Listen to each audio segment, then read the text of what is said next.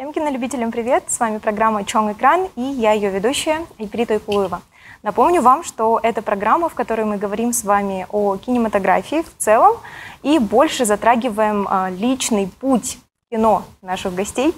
Поэтому хочу представить вам сегодня нашего гостя. У нас в студии очень интересная личность, член, во-первых, продюсер, также вы директор Кыргызстасмасы Талант Толебеков. Добрый день, Айпери. Спасибо большое, что пригласили в эту замечательную студию. Спасибо вам большое, что согласились прийти. Я очень надеюсь, что у нас с вами сегодня получится очень такой комфортный и интересный эфир. Спасибо. Очень постараюсь. А сейчас, прежде, для наших зрителей будет небольшое такое видео ознакомление о вас, а после мы с вами начнем. Спасибо. Таланбек Толебеков родился 4 мая 1983 года в Нарынской области. Продюсер, член правления Союза кинематографистов Кыргызской Республики и Кыргызской ассоциации кинопродюсеров, также директор Государственного киноцентра Кыргызстасмасы. В прошлом организационный секретарь Союза кинематографистов. Таланбек Толебеков также является председателем Оскаровского комитета Кыргызстана. Он работал с такими проектами, как «Завещание отца» и «Озеро». Как я уже и сказала, мы сегодня больше постараемся поговорить о вас, о том, как вы пришли в кино, потому что, признаться честно, я посмотрела очень много интервью с вами в интернете, и вот большая часть из них была, наверное, все-таки про вашу работу. Это прекрасно, но узнаем вас побольше как личность. И вот хочу начать вообще с того, что вы... Как вы вообще пришли в кино? С чего это все у вас началось? С детства какая-то любовь? Или, может быть, с возрастом? Не, вы знаете, это на самом деле все очень банально. Это все очень банально. В общей сложности в сфере культуры, скажем так, я с детства в сфере культуры, получается. Вот. И так случилось, что в 2000, по-моему, если не ошибаюсь, в 2012 году или 2011 году мой близкий друг попросил найти один ролик, скажем так. Я немножко отошел от сферы культуры, был в менеджменте, и мне нужно было заехать в киностудию «Кыргызфильм» к моему родственнику, получается, попросить у него этот ролик о Кыргызстане. Вот. И вот так я начал как бы посещать нашу национальную киностудию «Кыргызфильм», получается. Мы начали общаться с местными. Там, в тот момент на киностудии очень бурно деятельность велась, получается. Тогда, я помню, Темир Бирназаров, известный кинорежиссер, мой дядя, пригласил поработать в проектах, получается. И потом я начал помогать именно национальной киностудии «Кыргызфильм» как пресс-секретарь. Вот, и организатор различного рода мероприятий, которые проводила в тот момент национальная киностудия «Кыргызфильм». Вот, вы, если помните, в те годы только зародился национальная кинопремия «Акльбирс». Вот я вот тогда пришел в кино, получается, скажем так. Именно, как вы вначале отметили, в качестве продюсера, это состоялось уже через несколько лет, получается, по рекомендации известного кинодраматурга. В тот момент мы уже долгие годы работали на базе киностудии. Я помогал в различные проекты, получается, и в то время на киностудии был главным редактором известный драматург Талип Ибрагимов, получается. И вот он мне посоветовал, скажем, слушай, у тебя такая энергия, ты пытаешься там здесь провести что-то там, помочь и так далее, так далее. Есть такая профессия, как организатор кинопроизводства. Вот это, скажем так, ну, это по-старому называется, по-современному это называется продюсер. Да, и вот, может быть, ты что-то попробуешь в этом направлении. И он мне порекомендовал встретиться с двумя замечательными режиссерами, которых я очень ценю и уважаю.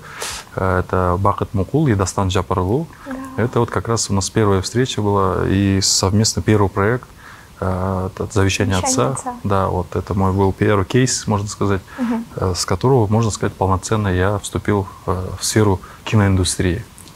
Вы сказали, что это примерно было в 2006 году? 2012. 2012, окей.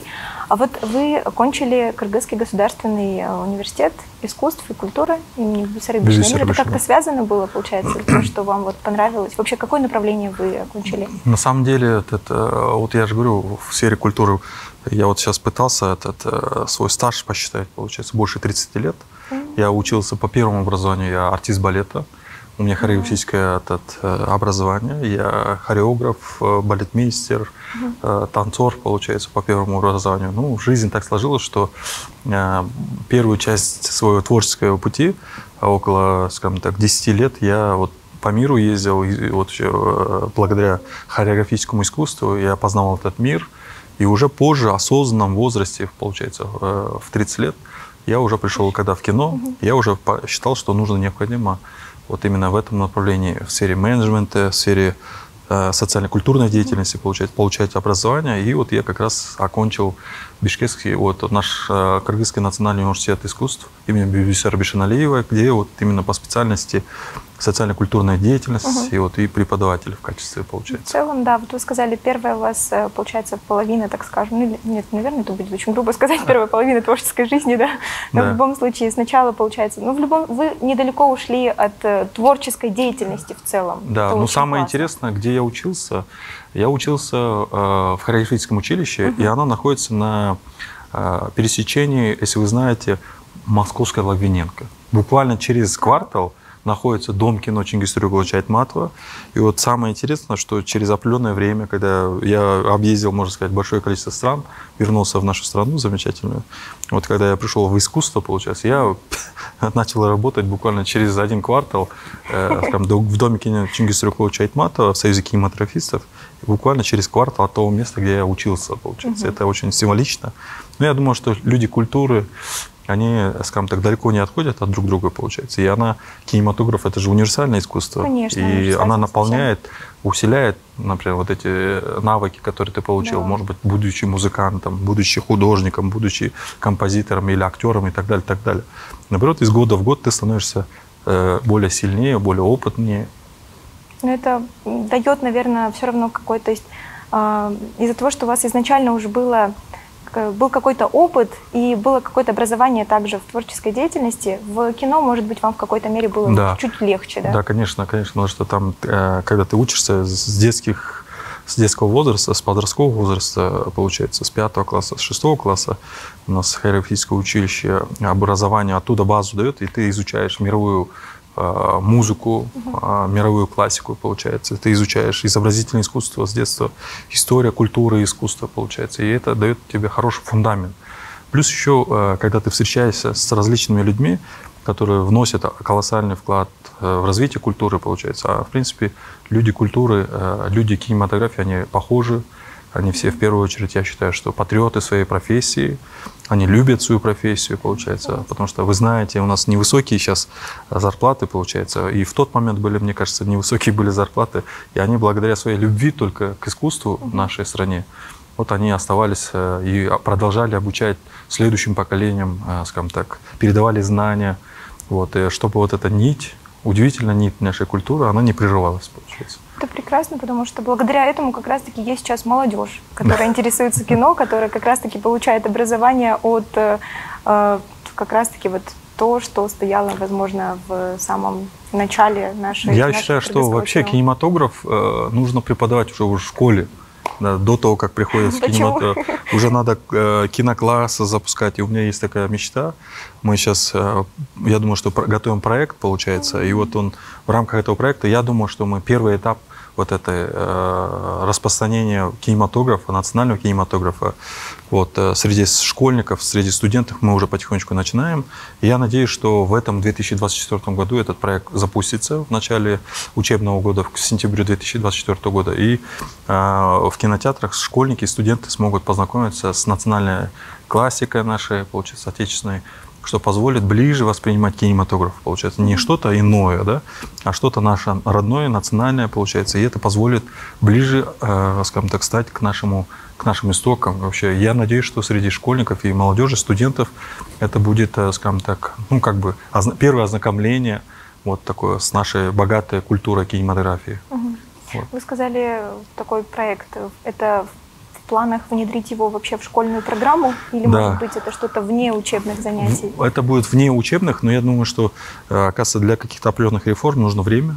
и терпения. Конечно, да. Вот, и я думаю, что на первом этапе это мы хотим запустить программу, получается, для школьников, для студентов, и чтобы они знакомились с нашим кинематографом, с нашей классикой и с нашим современным кинематографом, получается, со всеми вот этими уникальными волнами, которые происходили в истории нашего кино, получается. Это, пускай это будет эпоха 60-х годов, эпоха 80-х годов, эпоха 90-х годов. У каждого вот этого временного цикла есть уникальные фильмы, документальные, художественные, получается, и вот короткометражные, которые, скажем так, я считаю, что это бесценные кладезь нашего искусства, получается, нашего кинематографии, и который может смело заявить о том, что вот у нас, хотя есть множество стран, скажем так, с большим населением, с большими ВВП, получается, но у них нету, к сожалению, своей национальной кинематографии. А у нас в этом плане, я считаю, что есть.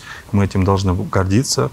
Мы должны, скажем так, среди нашей молодежи, среди наших студентов, получается, вот эту базу им уже давать уже в школьном возрасте, в студенчестве, чтобы они вот ценили это, получается, и наоборот становились в будущем сильнее, потому что медиаиндустрия, она непосредственно, вот вы видите, благодаря развитию социальных сетей, интернету, получается, она как бы везде через себя, через нас проходит в день, получается, мы по несколько часов находимся в интернете, скажем так, и вот в принципе, фильмы, вот эти разных жанров, получается, это контент своего рода, получается, и этот контент, если он даст правильные базы, то я думаю, что наше общество будет правильно развиваться, получается. Я согласна, кстати, вот по поводу внедрения это внеурочных каких-то занятий для, возможно, уже более старших классов, потому что это более такой осознанный возраст, когда и плюс это возраст, когда вот уже школа заканчивается, пора выбирать что-то в свое направление, какое-то решать, куда ты хочешь идти, и многие, возможно, может даже не задумываются о том, что им там судьбой предначертано быть стать великим кинематографистом. Стать киношником, или что-то в таком духе. И, может быть, благодаря каким-то таким курсам, внеурочным занятиям, это может дать, не знаю, они могут найти себя, возможно. Да. Я просто хочу дополнить еще, что на самом деле у нас сейчас очень много, благодаря интернету, много знаний, получается. Есть такой великий ученый Капица. И вот у него есть такая мысль, что в чем я вот как преподаватель много об этом размышляю. Вот, в чем, скажем так, интернет очень много информации, очень много знаний, получается.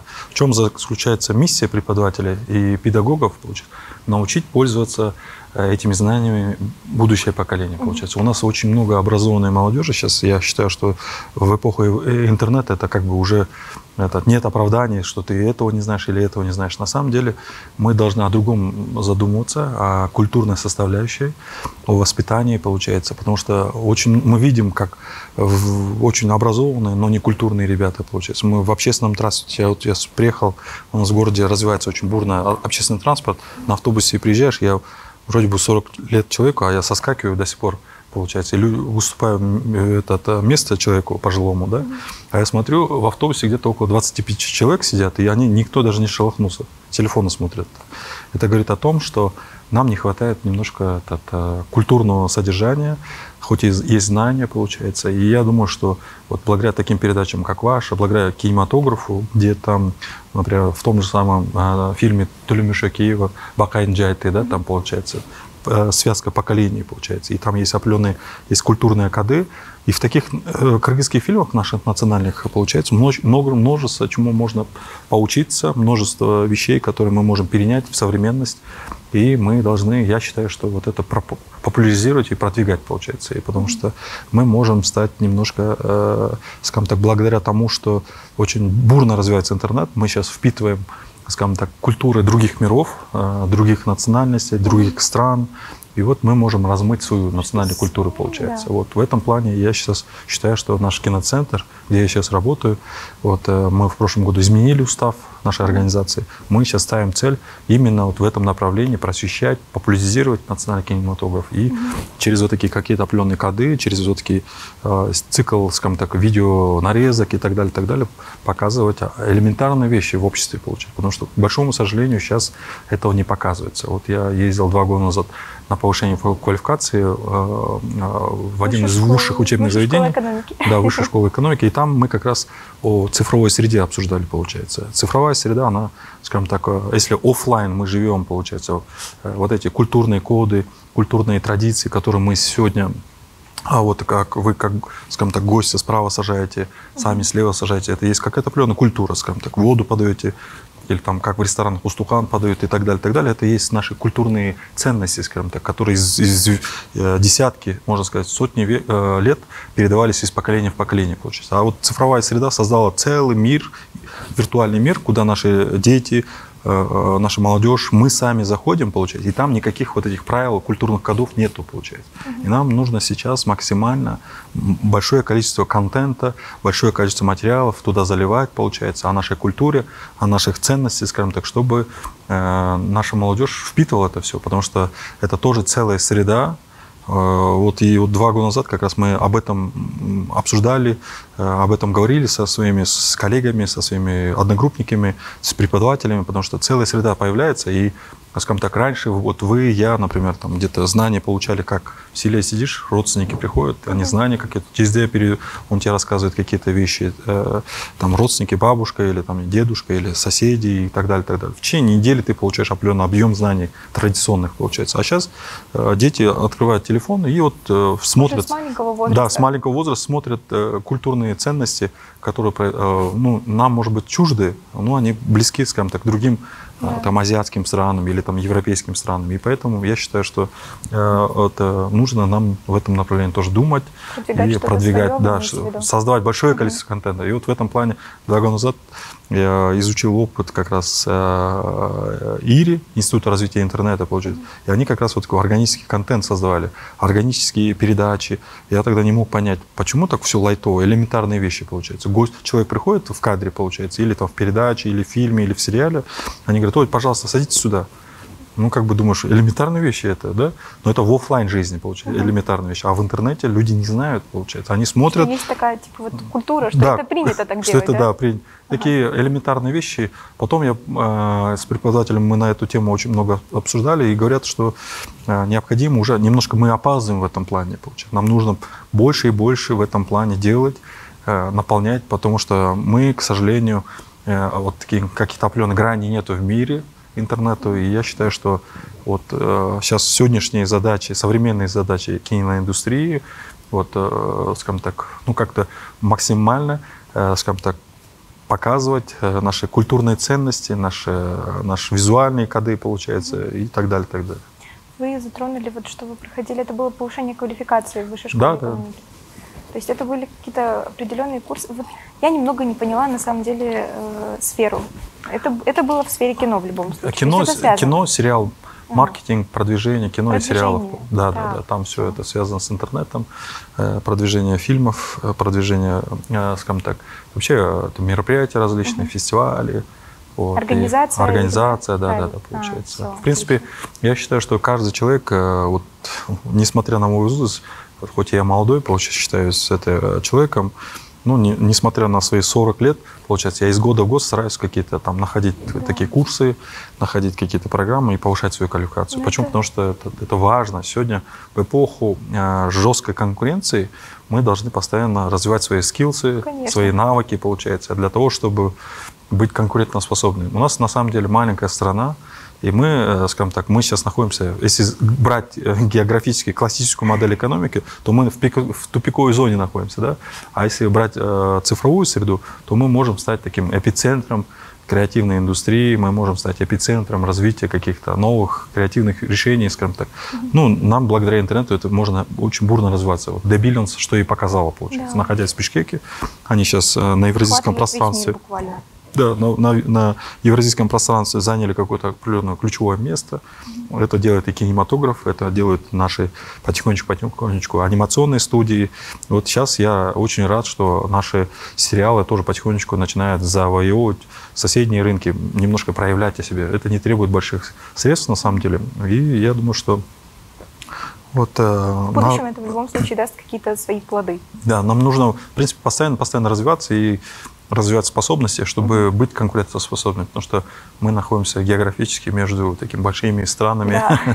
Нам нужно пробиваться, да, грубо говоря. Быть креативными, конкурентоспособными, вести здоровый образ жизни. Я считаю, что вот такие вещи. Важно в любом случае, потому что с этого как раз-таки, наверное, многое и начинается.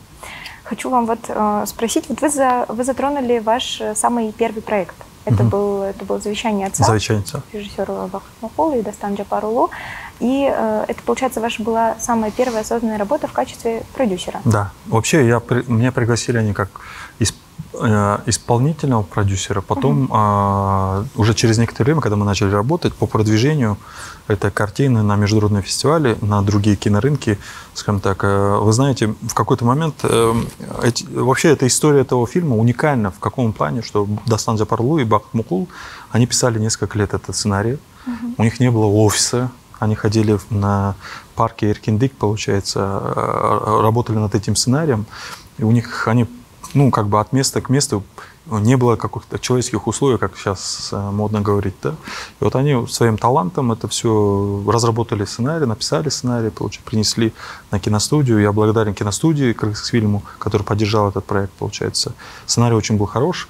И в процессе, получается, в процессе вот этого проекта, многие не верили на самом деле, что это один актер, один оператор, что они могут снять, получается, да? Вот на самом деле была команда такая... маленькая, да? Команда. А еще плюс, в кавычках, если мы говорим, у нас же есть такие клише, что что актер и оператор что могут сделать, получается. И на самом деле это шикарный дебют, я считаю, что и я рад, что в этом проекте поработал. Я был вообще на самом деле исполнительным продюсером, помогал находить средства, получается, занимался продвижением.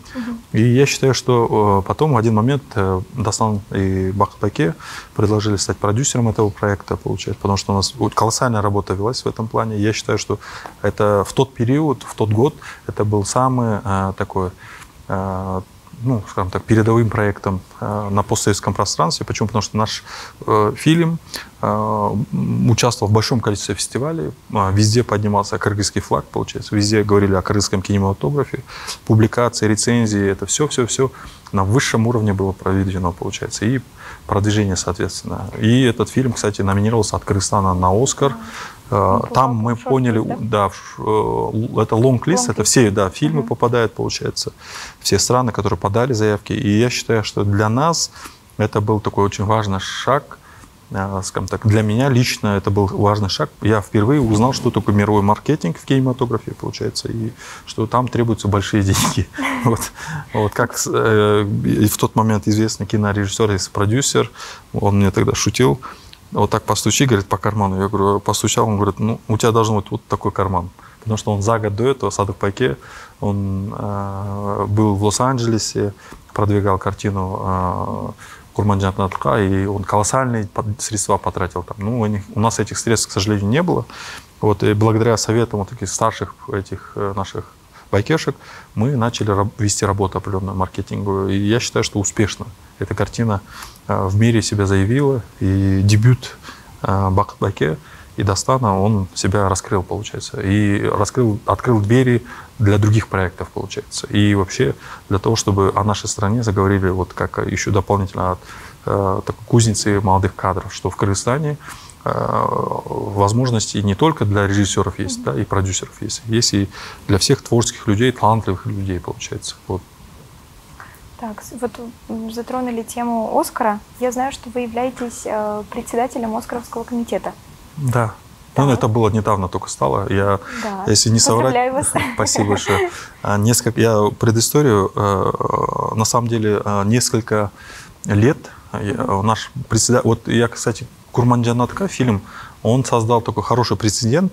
В каком плане? Вот тогда официально был создан Оскарский комитет, получается. И тогда я помню, что Талабек Акжолтович, он вот эти все годы несменно был председателем Оскарского комитета. Он сейчас председатель Союза кинематографистов. Вот я ему ассистировал, помогал, скажем так, собирать фильмы, проводить вот эти показы Оскаровского комитета, наши национальные. Вот. И я как секретарь этого Оскаровского комитета, я долгие годы, мы занимались еще и загружали, соответственно, на всякие порталы, специальные платформы Оскаровского комитета для того, чтобы фильм попал туда, получается. Вначале, на самом деле, это было очень трудно. В каком плане? Мы все это через hard-диск, SSD-диск, получается, все DHL, FAT. Да, физические вот такие какие-то носители, мы все заполняли. Ну вот за вот эти многие годы мы увидели, как прогресс динамично развивается. И сейчас мы что делаем? Мы загружаем через интернет все на специальную платформу в нескольких форматах, получается. И он позволяет, что там членам Оскаровского комитета смотреть уже на приставке Apple TV, получается, он не только через DCP, получается, но и через Apple TV, получается, вот такие. На самом деле, скажем так, этот путь не однодневный, не один, не 2 года, получается, это уже несколько лет. Были, конечно, кейсы и успешные, и неуспешные.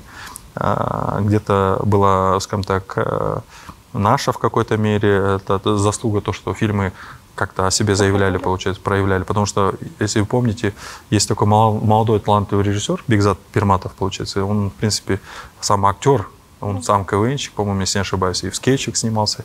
И когда в Кыргызстане мы заявили, что вот этот парень номинируется с фильмом, скажем так, помните, Бигзата Пирматова, его проектом, мы заявили, что Кыргызстан выдвигает на Оскар его фильм, получается. И это был в Центральной Азии, это был колоссальный шоковое состояние, потому что наши коллеги, друзья из Казахстана были шокированы, что мы парню с улицы, можно сказать, дали возможность номинироваться на главную кинопремию в мире.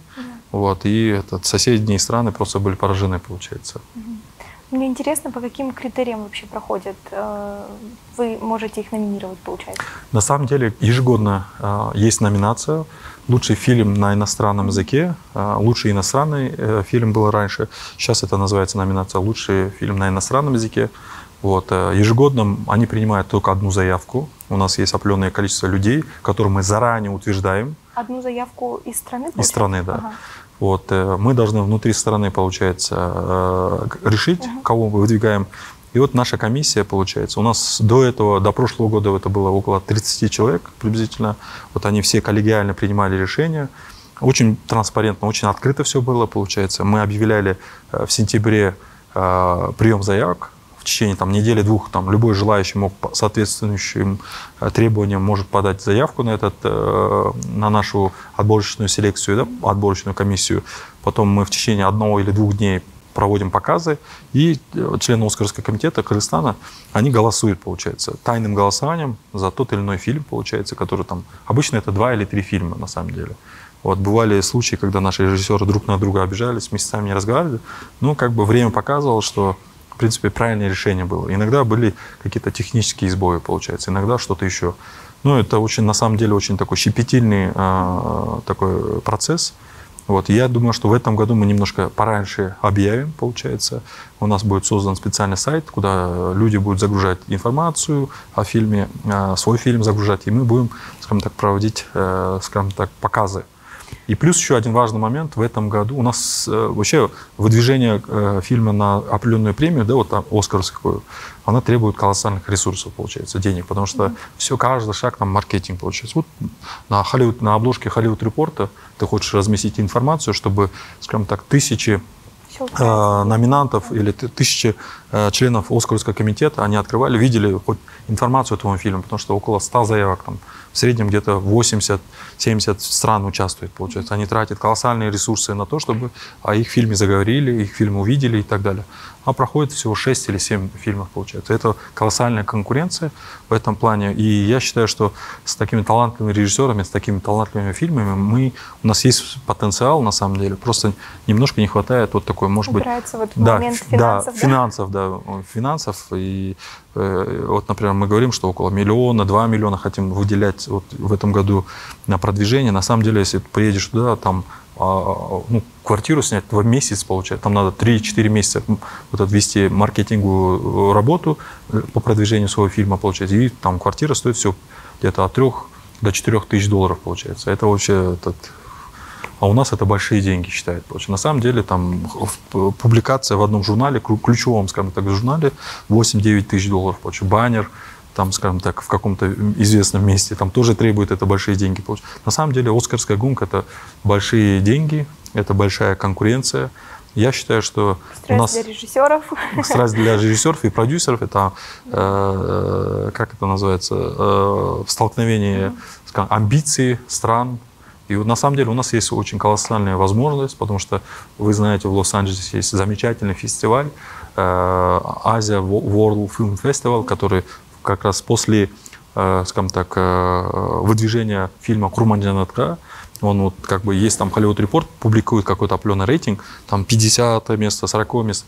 И вот так фильм «Курман-Джанатка», он потихонечку поднимался к ключевым шорт-листу, получается. И он остановился, по-моему, на 12 месте или 11 месте.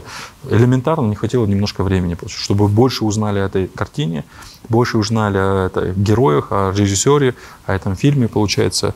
Я думаю, что вот поэтому мы сейчас планируем все немножко пораньше начинать, продвижение, получается, этого фильма, который будет заявлен от нашей страны. Любой желающий может выдвинуть фильм, если он там, я не знаю, с 1 ноября, по-моему, если я не ошибаюсь, вышел в прокат в Кыргызстане 2023 года по 1 сентября, скажем так, там 2024. Ну, приблизительно дата немножко, не помню сейчас, но варьируется, да, там, ну, приблизительно там отрезок год должен быть, получается. Вот в следующее время я хочу вот этот момент немного уточнить. Начнем прием заявок, вы сказали уже чуть пораньше. Это на 97-ю, получается. 97-ю? Да, все верно. Да. Потому что 96-я премия «Оскар» уже вот буквально через месяц. Да, через месяц будет. Я считаю, что когда, кстати, самое интересное, пару лет назад, когда мы Бигзата приняли заявку, мы уже в мае, по-моему, если я ошибаюсь, начали вот друг с другом разговаривать с членами Оскаровского комитета. Вот, в принципе, мы понимали, что вот в тот год не было такого большого фильма, который заявил на международном кинофестивале, получается, о себе. На самом деле, почему очень важно, чтобы фильмы заявляли на больших фестивалях о себе, получается. Это упрощает узнаваемость, это упрощает маркетинг, это упрощает продвижение, получается. Скажем так, он выиграл где-то на каком-то большом фестивале приз, о нем написали крупнейшие мировые СМИ в области кинематографии. Это Hollywood Report, это Variety и так далее, так далее. Там есть несколько ключевых больших СМИ, сайты пишут какие-то киношные там, и так далее, так далее. И уже кинематографистам, скажем так, в Америке или во всем мире, их около 6 тысяч, если я не ошибаюсь, членов Оскара. И они просто смотрят, где-то прочитали, вот есть такая крымская картина, там приз взяла, здесь-то приз взяла и так далее, так далее. Поэтому в этом плане мы стараемся, это тоже компонент не забывать, получается, вот в продвижении. И я считаю, что вот в этом году мы хотим пораньше начать, чтобы уже начать консультации с фильмами, получается, чтобы у них уже не, скажем так, не в сентябре, когда остается месяц, полтора-два до вот этого выдвижения, скажем так, а уже сейчас потихонечку уже продвигать, чтобы выбрать фаворитов, получается, и оказывать содействие, чтобы они участвовали на фестивалях. Там, и так далее. Вы участвовали на различных площадках. Мы заявляли, что есть такой кыргызский фильм и так далее, на крупнейших площадках. В идеале буквально эта вся суета начинается уже после «Оскара», на следующий «Оскар» уже подготовка. Да. Уже, на самом деле, уже вот сейчас буквально скоро будет сама премия, получается, и после нее я думаю, что мы уже начнем прием заявок, что позволит пораньше начать нам работу, получается. Некоторые страны со стороны государства выделяют колоссальные средства, там до $100 тысяч, получается. Но я думаю, что в этом году мы где-то 2-3 миллиона постараемся со стороны государства выделить на то, чтобы продвигать ту или иную картину, которая будет выдвинута вот нашим комитетом на представление Кыргызстана, получается. Да, но я верю в любом случае, что если даже не сейчас, то в будущем это принесет и свои плоды, и успехи обязательно будут. Да, вот представьте, вот как колоссальная «Игра кальмара», сериал, да, получается, Южная Корея, скажем так.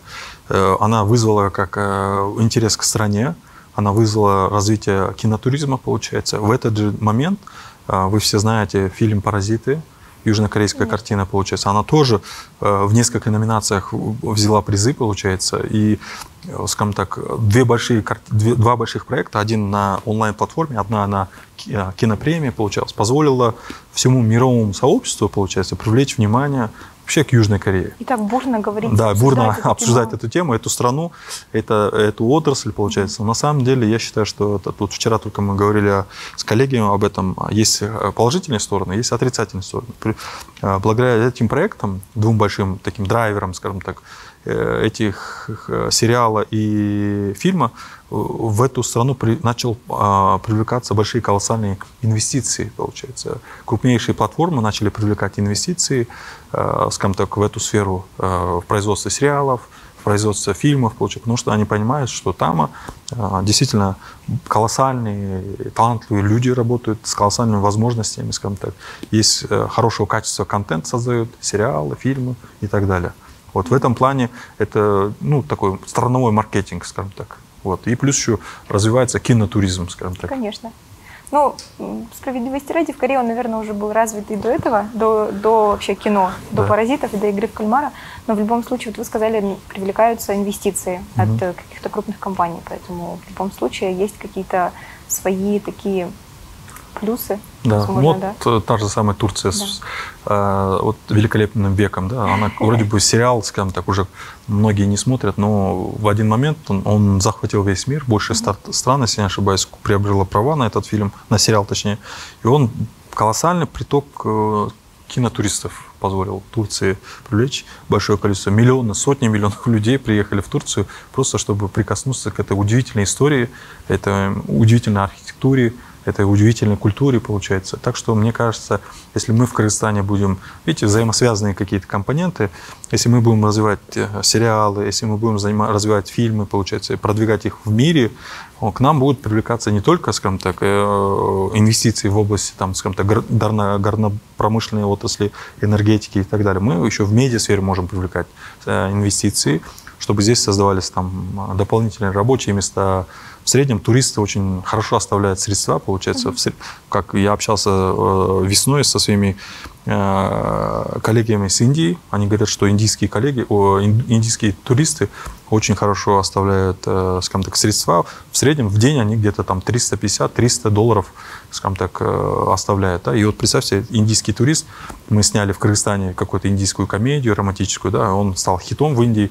Там больше миллиарда людей, да, скажем так, там сотни миллионов людей увидели, они начинают приезжать в Кыргызстан, видеть наши замечательные локации, озеро Иссык-Куль, наши каньоны, наши джайло, наши уникальные там ореховые леса, получается, наши замечательные Сулайман-То и так далее, наши кинолокации. И я считаю, что это колоссальные ресурсы, получается. Это мы не тратим ничего, не используя какие-то недра и так далее. Мы за счет нашей природы привлекаем очень большое количество туристов, которые оставляют сюда большие средства, получается. И я считаю, что так как мы всего 3 часа лета до Индии, мы имеем колоссальные возможности, получается. Да. Так, ну и, собственно, на этом у нас с вами все. Единственное, последний у меня к вам вопрос, дабы, может быть, еще получше чуть вас узнать. С чем у вас ассоциируется кино? Вот я хочу услышать буквально там пару слов. Вот кино для меня это там жизнь или что-нибудь такое, творчество. На самом деле для меня кинематограф — это целая экосистема, где живут люди, где творят люди, где любят люди, где реализуются, где появляются какие-то определенные столкновения, конфликты, где люди развиваются, где люди, скажем так, реализуются.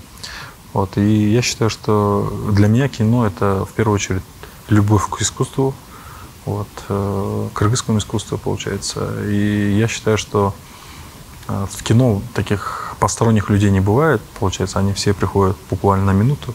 И понятно, что бывает специально есть люди, которые заканчивают учебные заведения, хотят быть режиссерами, но после завершения университета не снимают ни одной картины и уходят, получается. А есть люди, получается, отучившись, скажем так, на банкира или экономиста, приходят в кино и становятся известными, скажем так, режиссерами, продюсерами и так далее, получается. Поэтому это в первую очередь для меня кино — это любовь к тем вещам, которым тебе нравится заниматься. Класс. Мне вот понравилось, вы сказали, кино для меня это вот реализация, получается, да, если так подытожить, это любовь к каким-то определенным вещам, которым мне нравится заниматься, и также это какое-то вот сообщество, где люди плюс-минус одних взглядов, наверное, да? Да. Класс. Собственно, все. Я хочу поблагодарить вас за то, что сегодня пришли к нам в студию и дали мне такое интервью. Я надеюсь, что наши зрители узнали вас чуть получше. Вам большое спасибо. Я желаю вашей передаче дальнейших успехов. И я Спасибо. надеюсь, что у этой замечательной передачи, я вот до этого перед началом мы говорили, что такое очень интересное название, большой экран получился. Сейчас же этот термин не используется. Сейчас он у нас все сокращается в маленький экран, в планшет и так далее, в компьютер. И очень важно просвещать, очень важно говорить о большом экране. Спасибо вам большое. Вам спасибо. Также желаю вам процветания вообще и в вашей какой-то личной деятельности, может быть, будет это как продюсерство, и также в ваших вот больших проектах. Спасибо большое. Кыргызстасмасы и Оскаровский комитет. Спасибо большое. Собственно, зрители, на этом все. Увидимся с вами в следующих выпусках.